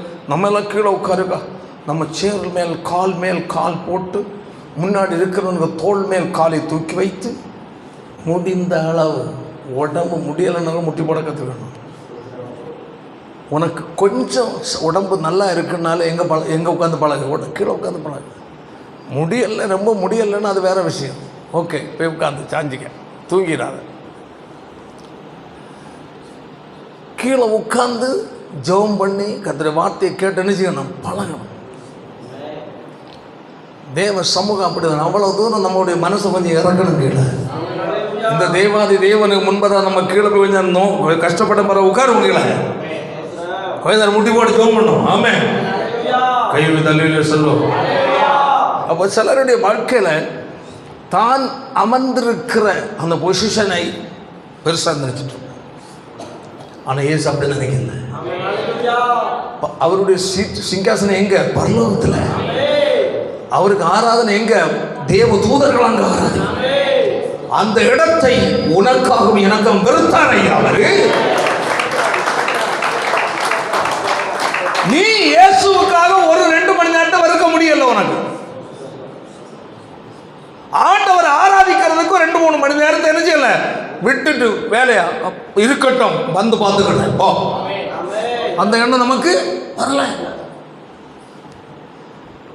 ஆண்டவரை இவ்வளவு சொகுச வெறுத்தார் ஐயா. பாரு வசனத்தை வாசி, அவனுடைய ஏசாயா 66:1 வாசிப்போம். எங்க சிங்காசனம்? வானம். எவ்வளவு பெரிய தேவனா! நீங்களும் நான் ஆராதிக்கிற தேவன் எவ்வளவு பெரிய தேவனா இருக்கிறார். வானம் அவருடைய சிங்காசனம், பூமி அவருடைய. நம்ம உட்கார்ந்து இருக்கிற அவரு கால் வைக்கிற இடத்துல உட்கார்ந்துட்டு இருக்கணும். அவ்வளவு பெரிய தேவன் நம்ம பார்த்து மகனே மகளேன்னு கூப்பிடுறாங்க. கையை தட்டி ஹல்லேலூயா. சிங்காசனம், பூமி எனது பாதப்படி. எப்படிப்பட்டது? என்னுடைய கரம் அல்லவா இவைகளை உண்டாக்குற. கையை வைத்தால் போதும். அவ்வளவு பெரிய தேவன். ஆமென். உங்களுக்காகவும் எனக்காகவும் அந்த இடத்தை பெருத்து. ஆமென். தம்மை தாமே வெறுத்தார். அப்படி என்றால் அந்த ஸ்தானத்தை விட்டு நான் இறங்க மாட்டேன் என்ற ஒரு சிந்தையை வெறுத்தார். ஆமென். வெறுத்து அடிமையின் ரூபம் எடுத்து எங்க வரார்? மனித சாயல். அது இன்னொரு வசனம் வாசிங்க. யோவான் 1:1 வாசிப்போம்.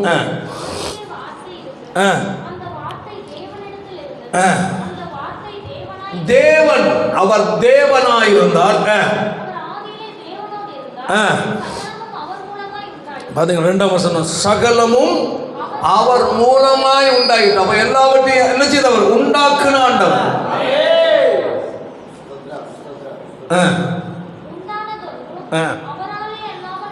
அவராலே அல்லாமல் ஒன்றும் உண்டாகவில்லை.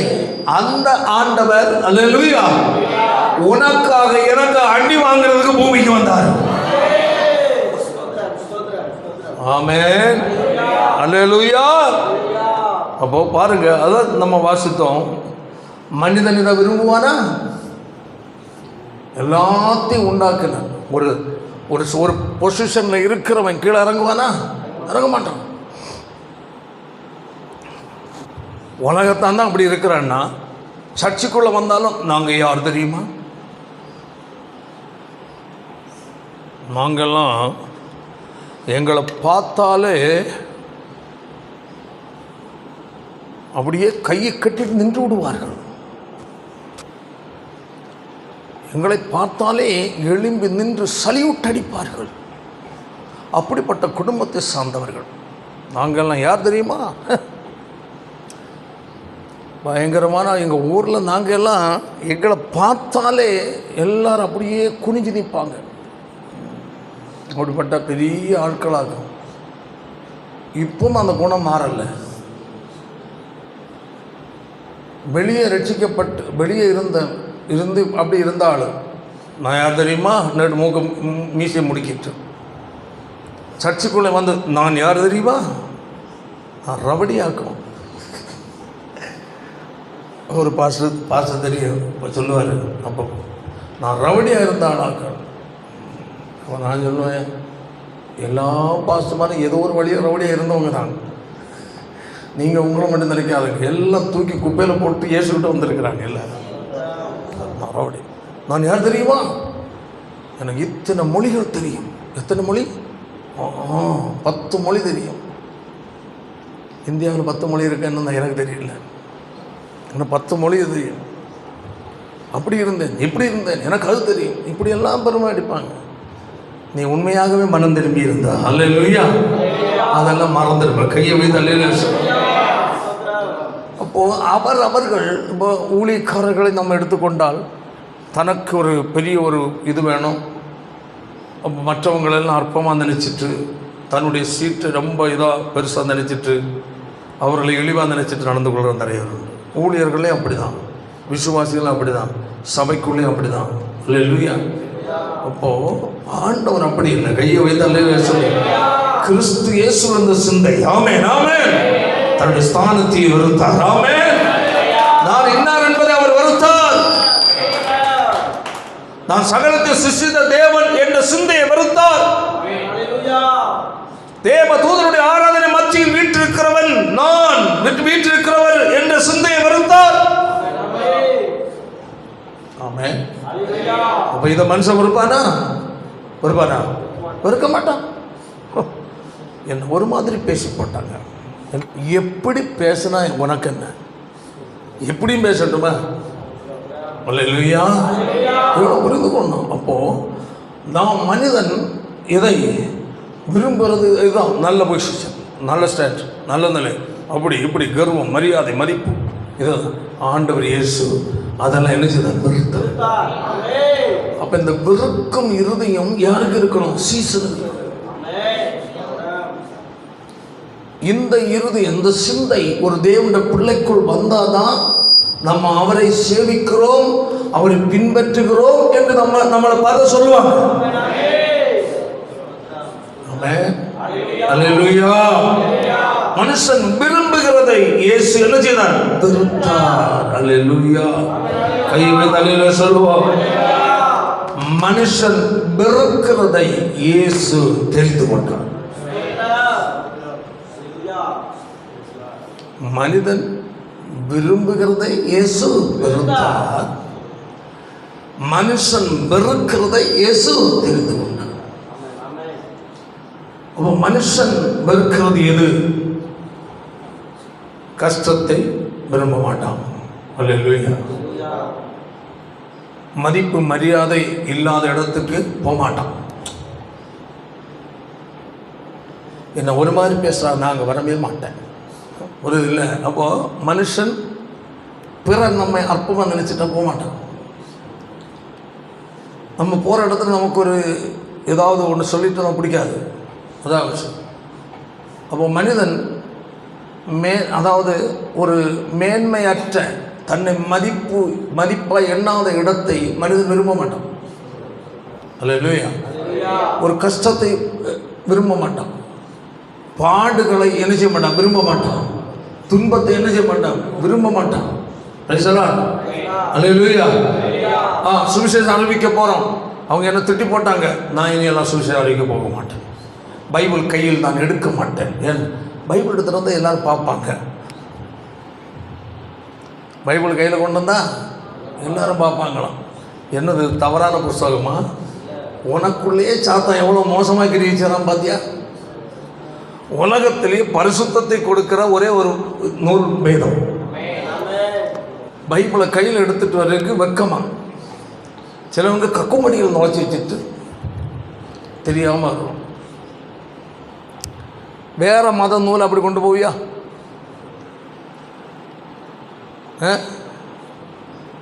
கையில் என்னென்ன தீச்சட்டி கொண்டு போவ, நெருப்பில் இறங்குவேன், கடந்து அங்க பிரதர்ஷனமா புரள்றது. யாரோ சாப்பிட்டு போட்ட எச்சில் இலைக்கு மேலே கிடந்துட்டு புரண்டுட்டே கிடப்பாங்க, ஆட்கள் சுற்றி புறவிடுவாங்க. இதுக்கெல்லாம் யாருக்கும் என்ன இல்லை, வெக்கமே இல்லை. பைபிள் கையில் எடுக்கிறதுக்கு வெக்கம். பார்த்தீங்களா எவ்வளோ பிசாசு எவ்வளோ மோசமாக ஒரு நபருக்குள்ளே கிரகிச்சுக்கிறான் பார்த்தியா?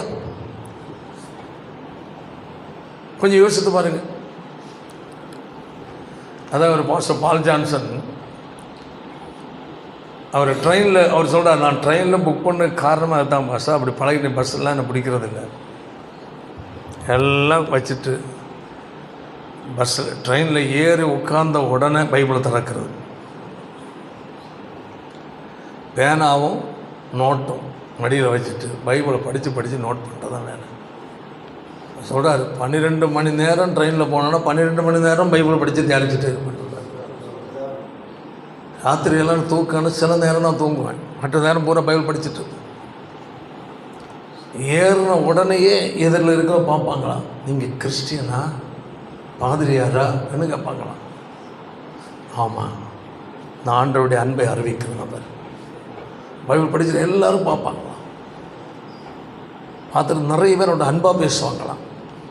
மனிதன் அதாவது ஒரு 1000 பேர் இருக்கிறாங்கன்னா, கிறிஸ்தவர்கள் அல்லாத 1000 பேர் இருக்கிறாங்கன்னா, நம்ம நினைப்போம் இந்த 1000 பேரும் நம்மளை வெறுக்கிறவங்களாக நம்ம நினைக்கிறோம். அல்ல, 1000 பேரில் 2 பேர் தான் வெறுக்கிறவங்க இருப்போம், மீதியெல்லாம் நம்மளை நேசிக்கிறாங்க தான் இருப்பான். புரியுதா இல்லையா? அல்லேலூயா. 1000 பேரில் 2 பேர் உதவாக்கட்டையாக இருப்பான், கிறிஸ்தவத்துக்கு எதிரானவன். ஆனால் மீதி இருக்கிற 999 பேர் ஆமென் நேசிக்கிறவங்களா இருப்பாங்க. ஏன்? இயேசு அவ்வளவு நல்ல ஆண்டவர். அவன் அந்த பரிசுத்தமான ஆண்டவரை கூப்பிடுறவங்கன்னு சொல்லுவாங்க. நம்ம என்ன நினைக்கிறோம், அந்த உதவாக்கிற 2 அண்ணன் இருக்கா, அவங்க அவங்கள பார்த்துட்டு இவங்க எல்லாரும் அப்படிப்பட்டவங்க தான் நினைச்சிட்டு ஒழிச்சிச்சு கிடையாது. அல்ல, கிறிஸ்தவர்களை கிறிஸ்து வேதத்தை நேசிக்கிறவர்கள் மெஜாரிட்டி இருக்குது. அந்த வழிகள் அவர்கள் வாழ தெரியாது, வாழ முடியாது, வாழ்ந்தால் அவங்களுடைய சமுதாயம் அவங்கள தள்ளுது, எதிர்க்குது. அதனால தான் அவங்க ஒதுக்குறாங்க. ஜாதி ஜனம் அப்படி இப்படி. அல்லேலூயா. அந்த புரிந்து கொள்ளணும். இவர் எந்த ட்ரெயினில் ஏறினாலும் சரி படிக்கிறது பைபிள் தான். நோட்ஸ் எடுத்துகிட்டே இருப்பார், படிச்சுட்டே இருப்பார். சொல்கிறார், 12 மணி நேரம் கன்னியாகுமரி போகிறதுக்கு ஊரில் இருந்து நல்லா இருந்தேன் பாஸ்டர். இப்போ நான் ஏன் சொல்கிறேன்னா, வேதத்தை கையில் எடுக்கிறது, சுமக்கிறதற்கு உனக்கு வெட்கம் வருது என்றாலே அன்று சொல்ல, என்னை குறித்தும் என் வார்த்தையை குறித்தும் ஒருவன் வெட்கப்பட்டால் நானும் அவனை குறித்து பிதாவுக்கு முன்பதாக வெட்கப்படுவேன்.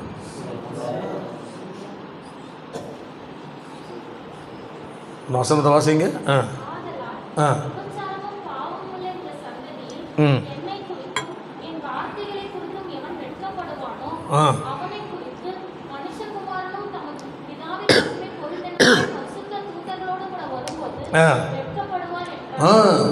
அல்லேலூயா.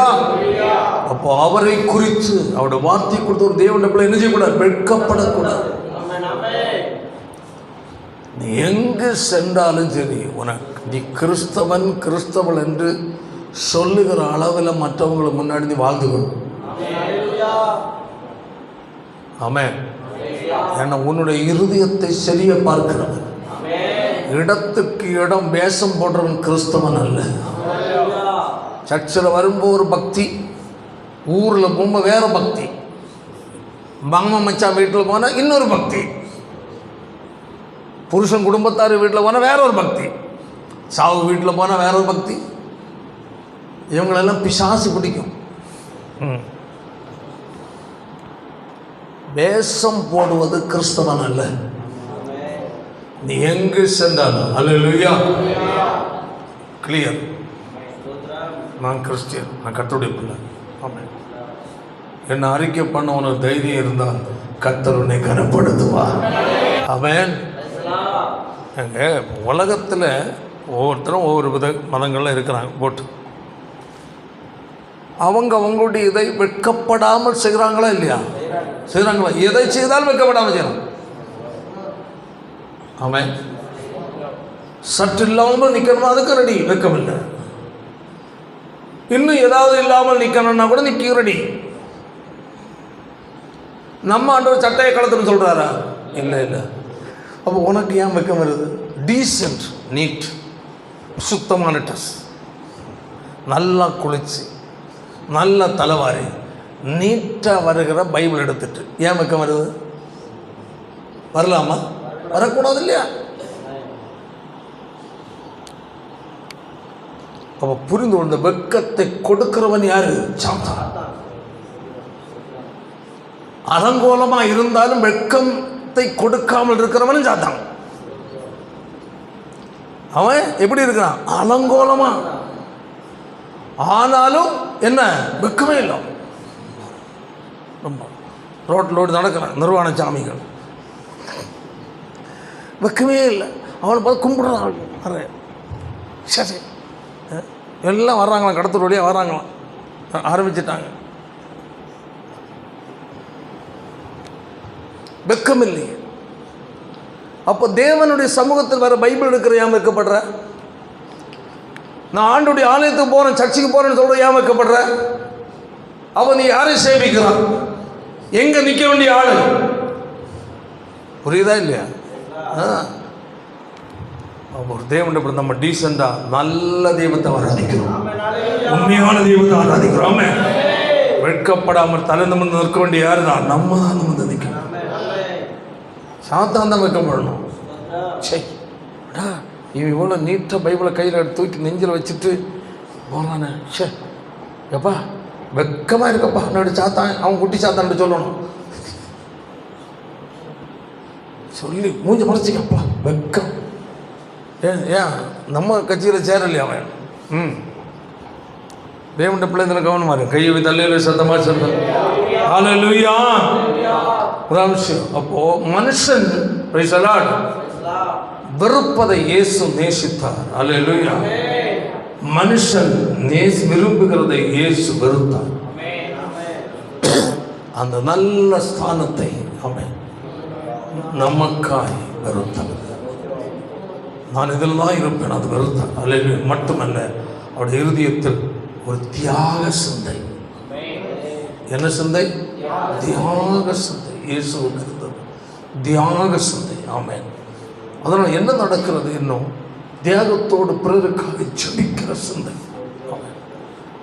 சீசர்களுக்காக ஜெபித்தார். யோவான் 17வது அதிகாரத்தில் மற்றவர்கள் அந்த தியாகம் பாடுபட்டு சிலுவையில் தொங்கி நிற்கும் போதும் அவரை நிந்தித்து பரிகாசித்தவர்களுக்காக ஜெபித்தார். அல்லேலூயா. அவர்களுக்கு மன்னி ஜெபித்தார். பாடுகள் மத்தியிலும் தியாகத்தின் மத்தியிலே அல்லேலூயா இயேசு பிறருக்காக ஜெபித்து மன்றாடி கிறிஸ்துவின் சிந்தை. ஆமென். அல்லேலூயா. நாட்கள் தேவன் நம்முடைய எதிர்பார்க்கிறது அவருடைய சிந்தை உள்ளவர்களாய் வாழ்வதாக எதிர்பார்க்கிறேன். அல்லேலூயா. அதை நான் உங்களுக்கு சொன்னேன். பவுல் கிறிஸ்துவை அறிய, அதை நான் சொன்ன கலாத்தியில வாசித்தோம். எப்படி வாசிப்போம் 6வது அதிகாரம் கடைசி அந்த வசனம், இருப்பானாக அச்சடையாளங்களை சரீரத்திலே நான் என்ன செய்து தரித்துக் கொண்டிருக்கிறேன். அல்லேலூயா. அப்போ அவர் துன்பப்படுத்தும் போதும் சகித்தார். பவுல் பாடுகள் மத்தியிலே அவர் சகித்தார். அவரை பிறர் இழிவாய் பேசின போதும் அதை சகித்தார். ஆமென். அந்த மனநிலைக்கு நேராய் பவுல் மாறிட்டார். முதல்ல கிறிஸ்தவத்துக்கு எதிராக சீறி போனார். தன் மதத்தில் வைராக்கியம் உடையவராய் சீறி போனார். இப்ப என்னவென்றால் அல்லேலூயா ஆமென், சகிக்கிற ஒரு இறுதி. ஒரு தேவனுடைய பிள்ளைக்குள்ள இருக்க வேண்டிய அந்த குணம் தான். கையை வைத்தாலே சத்தமாக சொல்லுவோம். அதுதான் அங்கே சொல்லப்பட்டு அவர் அந்த அடிமையின் ரூபம் எடுத்து 2:7 பிலிப்பியர் 2:7 வாசிக்கும் போது அந்த தியாக மனத்தன்மையை பாருங்க. என்ன செய்தாராம்? வெறுமை ஆக்கினார். ஆமென். அப்போ வெறுமை ஆக்குவது என்றால் இருதயத்துக்குள் அந்த மேன்மையான சிந்தை அற்ற இருதயம். அதாவது பாருங்க, அதான் சொல்லப்பட்டு அதில் 6ஆம் வசனம், அவர் தேவனுடைய ரூபமாயிருந்தும் தேவனுக்கு சமமாய் இருப்பதை கொள்ளையாடின பொருளாய் எண்ணாமல் தம்மை தாமே என்ன செய்தார்? வெறுமை ஆக்கினார். என்ன செய்தாரா? வெறுமை. இருதயத்தில் நான் இந்த நிலையில் இருந்த நபர், நான் தான் இவைகள் எல்லாம் சிருஷ்டித்தேன். அல்லேலூயா. என்னால் தான் இவைகள் எல்லாம் உண்டானது. ஆமென் என்றுள்ள சிந்தை அவருக்குள்ள இல்லை. ஆமென். அல்லேலூயா. நம்ம ஆட்கள் ஏதாவது ஒன்று நானாக செய்யும். நான் தான் சில சர்ச்சைகள் நம்ம சர்ச்சையில் அப்படி இல்லை. ஃபேன் நான் இதில் இந்த ஃபேன் நானாக வாங்கிப்பேன், அந்த ஃபேன் அவன் வாங்கிப்பேன், அந்த ஃபேன் நான் இதெல்லாம் நான் தான் வாங்கி வச்சேன், நான் தான் பெருமை உண்டாகுது. ஒரு சர்ச்சில் போனாக்கில் ஒரு இதில் அந்த லீஃபில் நிறைய பேர் எழுதியிருக்கு. அது ஓடிட்டே நிற்கி பேரோடு ஓடுது.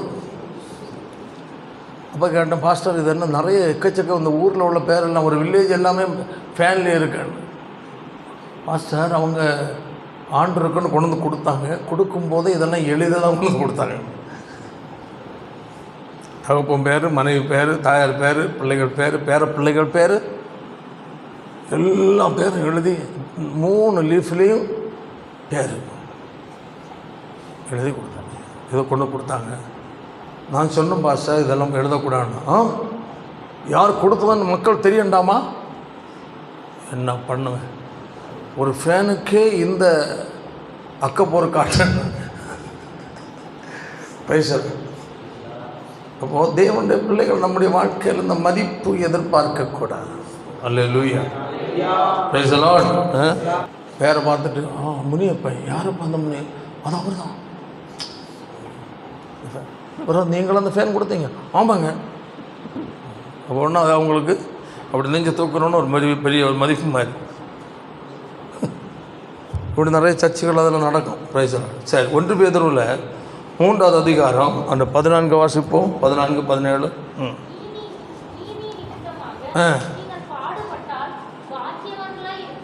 அப்போது ஆண்டவர் சொல்கிறாரு, அல்லேலூயா, இயேசு என்ன செய்தாராம்? வெறுமை ஆக்கி பாட சகித்தார்.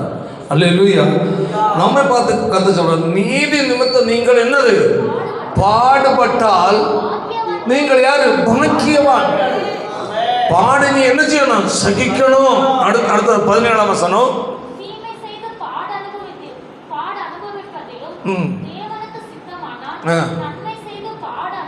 எவ்வளவு அழகான வார்த்தை. கையை தள்ளி இதுக்கெல்லாம் தனி தியாகம் வேணும்.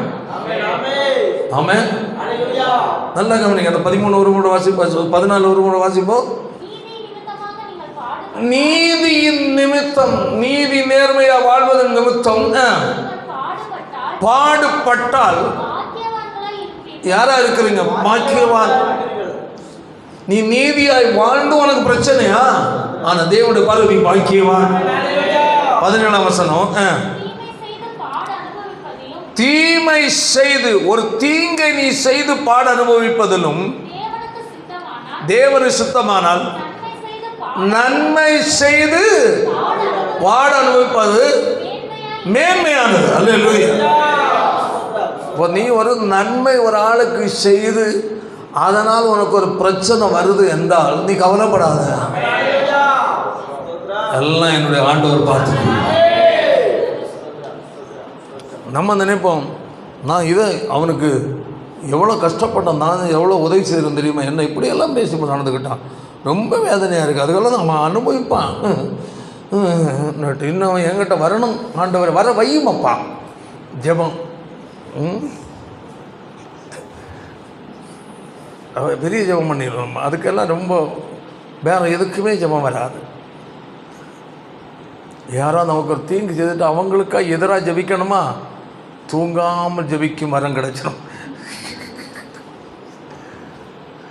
சபைக்காக, தேசத்திற்காக, அழிந்து போகிற ஜனங்களுக்கு ஜெபிக்கா தூக்கம் உடனே வந்துடும். அதை பாருங்கள், அப்படியே தூக்கம் வந்துடும். சோத்திரம். அப்போது ஒரு ஆள் நமக்கு ஒரு ஆள் உதவி செய்திருப்போம், கஷ்டப்படும்போது ஏதோ ஒன்று செய்திருப்போம்னு வச்சுக்கிட்டோமே, மறு 2 மாதம் கழிச்சு நமக்கு எதிராக ஏதோ பேசிட்டு நடந்துட்டாங்க. அன்னைக்கெல்லாம் நான் இவனுக்கு எவ்வளோ இது பண்ணேன், இப்படி நமக்கு ஆண்டவரே இவனை சந்தியும் ஆண்டவரே, மீண்டும் அவன் என் காலில் வந்து விடணும், அதுக்கு செய்யும் ஆண்டவரே. அப்படி ஜெபிக்கிறீங்களா? ஆபத்து, தவறான ஜெபம். அப்படி ஜெபிக்கக்கூடாது. அதான் சொல்ல வாசிப்போம். தீமை செய்து பாட அனுபவிப்பது பார்க்கலும் நீ நன்மை ஒரு ஆளுக்கு செய்து அந்த ஆள் உனக்கு எதிராக செயல்படுறாங்களா அப்படின்னு சொல்ல, நீ பாக்கியவன். கவலைப்படாத. அதுக்கு அவங்க மேல நீ என்ன செய்யாத, முறைக்காத. அவங்களுக்கு எதிராக நீ என்ன செய்யாத, ஒன்றும் செய்யாத. ஆண்டோடு சொல்ல, ஆண்டவரே அந்த நல்ல இருதயத்தை கொடுமா ஆண்டவர். நம்ம யாராவது ஏதாவது ஒன்று இது நம்ம நன்மைகள் நம்மளுக்கு பலதை அனுபவித்து யாராவது நமக்கு எதிராக பேசவோ நடந்துக்கிட்டோ செய்துட்டா மறுநாள் காலையில் தூங்கி எந்திரிச்சோன்னு அவங்க வீட்டை பண்ணி நிற்போம் சிரிட்டு. டேய் நீ என்னை பற்றி இப்படி பேசுனியா? அப்போ தான் எந்திரிச்சு கண்ணை திறந்து பார்ப்பான். நான் உனக்கு அன்னைக்கு அதை செய்ய எதை செய்ய மறந்துட்டியா, நன்றி கட்டவன், அப்படியா இப்படியா, பெரிய திட்டிட்டு பயங்கரம் பேசு. நீ எல்லாம் அனுபவிக்க தான் நான் போகிறேன் பாரு, நான் முட்டி போட்டேன்னா அவ்வளோதான் நீ என்று சொல்லிவிட்டு அவர் 4 திட்டு பயமுறுத்திட்டு விட்டு வந்து பாரு, விடக்கூடாது. உடனே வந்து வீட்டில் வந்து முட்டி போட்டு ஜெபம், ஆண்டவரே அவன் இப்படி என்னை பேசி போட்டான், நான் அவனுக்கு அதை கொடுத்தேன் இதை கொடுத்தேன், அவன் அதை அனுபவிக்கணும் ஆண்டவரே, விடக்கூடாதப்பா, பிடியுமா. இதெல்லாம் பெரிய பிரச்சனை. ஆண்டவர் போலீஸோடு நான் சுற்றி நடக்க வேண்டியிருக்கு. அவர் கூட எப்பவும் ஒரு 10 போலீஸோடு விடக்கூடாது. அவனை பிடிக்கும் ஆண்டவர், அவன் அடிக்கும் ஆண்டவர். அவனை இப்போ ஆண்டு பூரா ஒரு மிலிட்ரியை கொண்டு வர வேண்டியதான். தேவ பிள்ளைகள் அதை கவனமாக அதில் நம்ம சகிக்கணும்னு சொல்லப்பட்டு, அதை கூட நீங்கள் சகித்து ஆண்டு நன்றி செலுத்தணும். ஏன்னா இந்த உலகம் வந்து நன்றி அறிவில்லாத உலகமாக தான் இருக்கும். ஆமென். அல்லேலூயா. கையை வைத்து அல்லேலூயா சத்தமாக சொல்லுவோம். அல்லேலூயா. இப்போ பாருங்கள், அதில் பார்க்கும்போது கலாத்தியர் 1ஆம் அதிகாரம் 15-16 வசனத்தை வாசி, 15-16. நான் என் தாயின் வயிற்றில் இருந்தது முதல் பிரித்தெடுத்து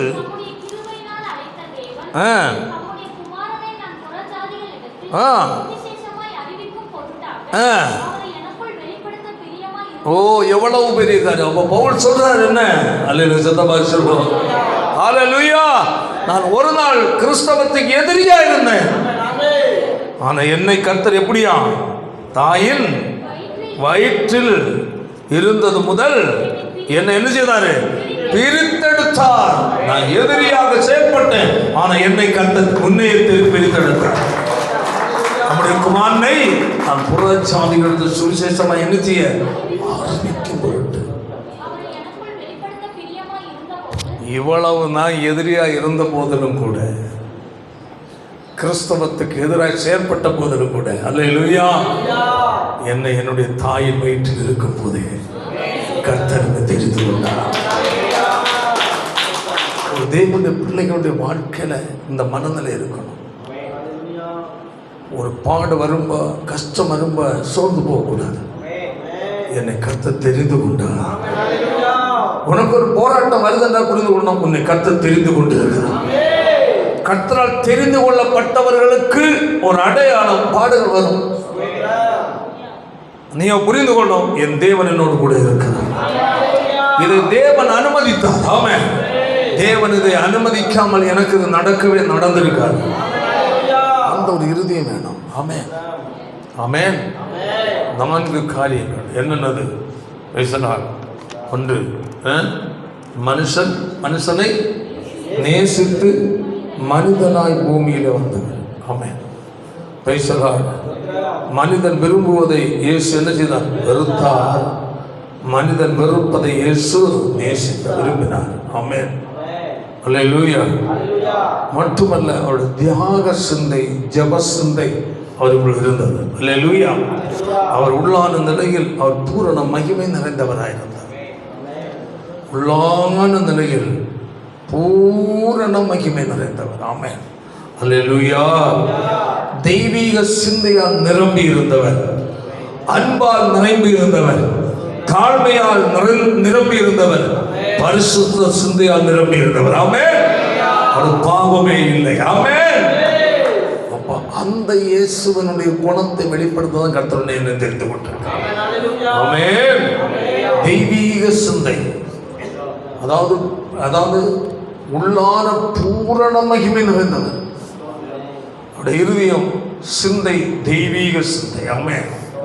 மட்டுமல்ல, அன்பு நிறைந்த இருதயம். ஒரு தேவனுடைய பிள்ளைக்குள் இருக்க வேண்டிய இருதயம் அன்பு நிறைந்த இருதயம் இருக்கணும். ஆமென். அடுத்தது தாழ்மையின் சிந்தை. ஆமென். அடுத்தது பரிசுத்தம் நிறைந்த இருதயம். ஒரு தேவனுடைய பிள்ளைகளுடைய வாழ்க்கையில இப்படிப்பட்ட சிந்தைகள் நமக்குள் இருக்கும் என்றால், அல்லேலூயா, அதுதான் கிறிஸ்துவின் சிந்தை. ஆமென். கிறிஸ்துவின் சிந்தை உடையவர்கள். ஆமென். தேவன் நம்ம ஜெபிக்க, ஆண்டவரே, உங்களுடைய சிந்தை உள்ள இருதயம் எனக்கு வேணும். நீ தெய்வீக சிந்தை உள்ளவர், பூரண மகிமை நிறைந்த ஒரு சிந்தை உள்ளவர். ஆமென். அன்பு நிறைந்த ஒரு இருதயம், தாழ்மை நிறைந்த இருதயம். ஆண்டவரே, பரிசுத்த சிந்தை உள்ளவர் நீர். அந்த இருதயம் எனக்கு தாரும் என்று சொல்லி தேவ சமூகத்தில் தேவனை ஜெபிக்க கற்றுக்கொள்ள வேண்டும். எல்லாரும் முழங்கால் பண்ணிடுவோம், ஜெபிப்போம். கிறிஸ்து இயேசுவிடத்திலிருந்து சிந்தையே உங்களிடத்தில் இருக்க கடவுள் என்று சொல்லப்பட்டிருக்கிறது. ஆமென். அல்லேலூயா. உம்மை போல என்னையும் மாற்றுமையா, உமக்காக என்னை தந்தேனையா. உம்மை போல என்னையும் மாற்றுமையா, உமக்காக என்னை தந்தேனையா.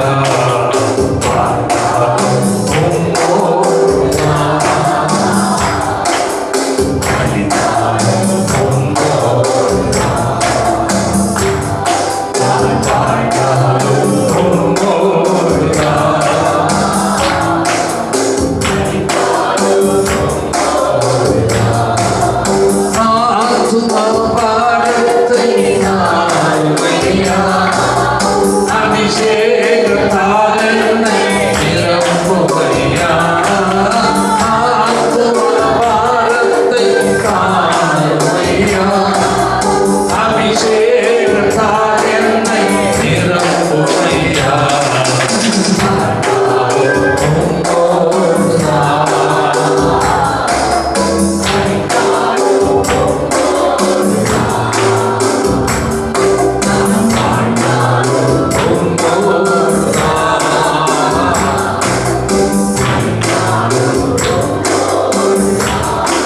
தேவனுடைய பிள்ளைகளை, கிறிஸ்து இயேசுவை கவனித்து பாருங்கள்.